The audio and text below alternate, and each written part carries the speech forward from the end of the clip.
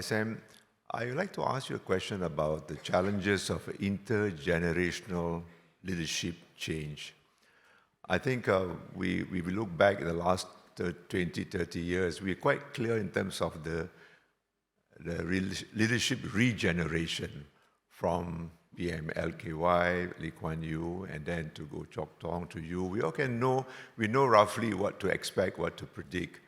But looking forward, how do you see that? Because we look around, we're even not sure now what kind of leadership change that will happen in Malaysia, in Indonesia, who are the people who are going to come in and take over leadership role.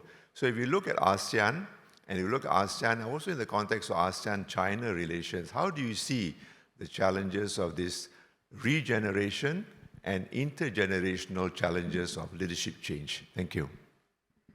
Leadership change is never straightforward. How do you decide who is the next person? You can't anoint him. You can't predict him. You have to see who the talent is, and there's some way in which somebody emerges and is accepted.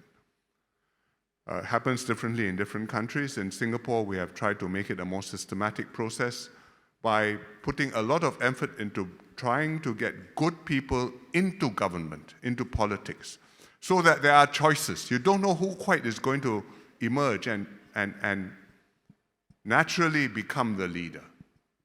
But if you have no good people in politics, you have no good choices for the next generation. And it's a process which takes a long time and which, despite our best efforts, is not guaranteed to work. But that's the best option we have, and it's something which has worked for us so far. Fourth Prime Minister now, and we hope it will continue to work. But if you ask me who